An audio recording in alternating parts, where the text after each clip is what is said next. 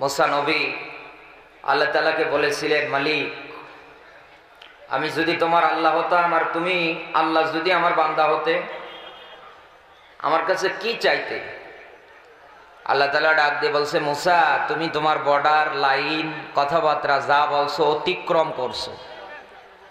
মুসা নবী ডাক দিয়ে বলছে, আল্লাহ রাগ করছো কোন কারণে? আমি তো বলেছি যদি, আমি তো বলিনি যে হব। আপনি শব্দ দেখবেন না, আমি তো বলিনি যে আমি হব, আমি বলেছি যদি হই। তাহলে কি যাবেন বলেন? আল্লাহ তাআলা ডাক দিয়ে বলতেছেন, মুসা তুমি যদি আমার রব হও আর আমি যদি তোমার বান্দা হই, তোমার মতো রবের কাছে আমি দুইটা জিনিস চাবো। একটা হচ্ছে শারীরিক সুস্থতা আর একটা হচ্ছে হায়াতে তাইয়্যিবা। যেটা আমাদের অনেকের মাঝে শারীরিক সুস্থতা আছে, আবার অনেকের মাঝে নেই। আমি ৩-৪ দিন ধরে জ্বরে, প্রচন্ড জ্বরে ১০৩, ১০৪, সর্বোচ্চ আমার শরীরে জ্বর এসেছিল ১০৫ ডিগ্রি। এই ৩-৪ দিন ধরে খাওয়া দাওয়া আমার প্রায় বন্ধ, শরীরে শক্তি পর্যন্ত নেই। এই যে বসে আছি, যে কোনো সময় আমার বমি হতে পারে। আল্লাহর কাছে দোয়া করি, আপনারা আমার জন্য দোয়া করেন, আমি যতটুকুন পারি আপনাদের মাঝে কথা বলবো কোরআন থেকে, আল্লাহ যেন ওই শক্তিটুকুন আমাকে দান করে। দল মত নির্বিশেষে প্রাণ প্রিয় বীরগঞ্জবাসী, এই দুনিয়ার ময়দানে মহান মালিক আপনাকে আমাকে পাঠিয়েছে। কি কর্মসূচি, কি দায়িত্ব পালন করার অধিকারগুলো দিলেন, এইগুলো আমাদের জানা দরকার, গবেষণা করা দরকার। দুনিয়ায় আজ শুধু আমরা আমাদের আল্লাহ তাআলার বান্দা হিসেবে আমরা মনে করি যে না, আমরা আল্লাহর বান্দা। আল্লাহ তাআলা আমাদের পাঠালেন কোন জায়গায়, কর্মসূচিটা কি, এদেশের অনেক মানুষ জানে না। ওরা মনে করে দুনিয়ায় এসেছি খেয়ে দে, যতদিন পারি মরে যাই। কিন্তু না, আল্লাহ তাআলা এই জন্য দুনিয়ায় পাঠাইনি। ফেরেশতাদেরকে যখন বললেন আমি দুনিয়ায় প্রতিনিধি বানাবো, প্রতিনিধি পাঠাবো, ফেরেশতারা একদম না করে দিছো, বলেছিল যে না বানানোর দরকার নেই, ওরা যাওয়ার পরে রক্তাক্ত করবে, মারামারি করবে, ফিতনা ফাসাদ করবে। আল্লাহ তাআলা তাদের জবাবে বললেন, আমি যা জানি তোমরা কিন্তু তা জানো না। তার মানে মালিক জানে এই পৃথিবীর ময়দানে আমার এমন এমনও বান্দা দুনিয়ায় তৈরি হবে যারা আমার জীবন ব্যবস্থা ইন্নাদ-দীন ইনদাল্লাহিল ইসলাম এটাকে প্রতিষ্ঠিত করার জন্য জমিনে রক্ত পর্যন্ত দেবে। হাজারো জুলুম নির্যাতন তাদের কাছে কিছুই হবে না, তারা বিলিয়ে দেবে।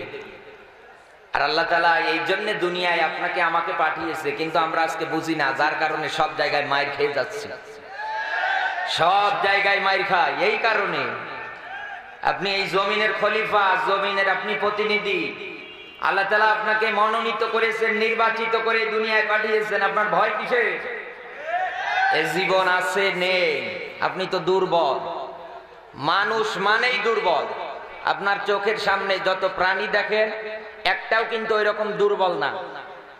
কারণ আপনি দেখেন, গাভীর যদি একটা বাচ্চা হয় 1 ঘন্টাও সময় লাগছে না ও দৌড় দিতে। এক কথা বলছে না কেন? একটা ডিম থেকে মুরগির বাচ্চা বের হওয়ার পরে 1 ঘন্টাও লাগে না হেঁটে বেড়াতে, সাথে সাথে দৌড়াচ্ছে।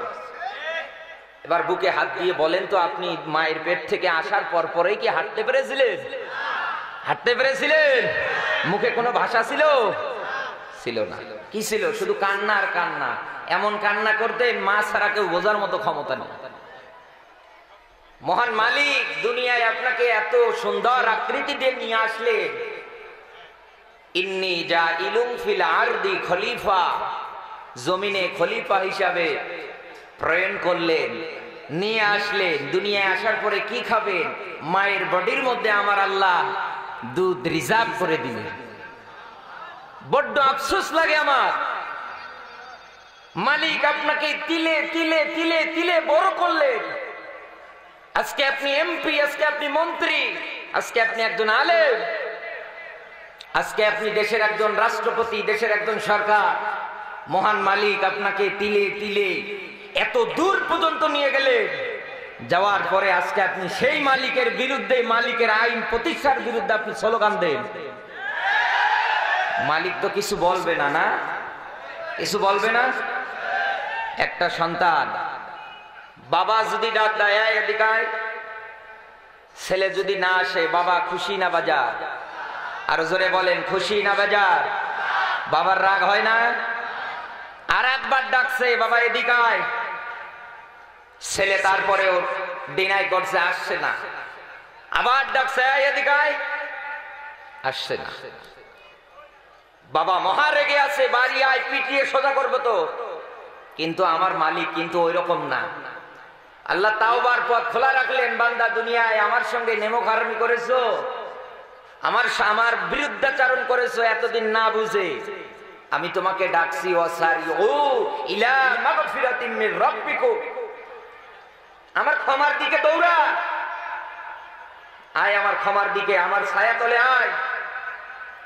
শুনে রাখ, সঠিকভাবে যদি আমার ছায়াতলে একবার প্রবেশ করতে পারিস, আমি আল্লাহ পাক বলছি তোকে এমন একটা জায়গায় পৌঁছিয়ে দিব মরণের পরে, এই যে তামাম দুনিয়াটা তোর দৃষ্টিতে যত বড় মনে হয়, আসমান আর এই জমিন দুইটা যদি একত্রিত করে ফেলিস, এটার বিশালতাটা দূরত্ব শেষ হয়ে যাওয়ার মতো হবে। কিন্তু আমি মালিক মরণের পরে তো জান্নাত নামক যে নেয়ামতটা দেব দান করব, এটার কোনোদিন বিশালতাটা শেষ হবে না। কিন্তু মানুষ বোঝে না।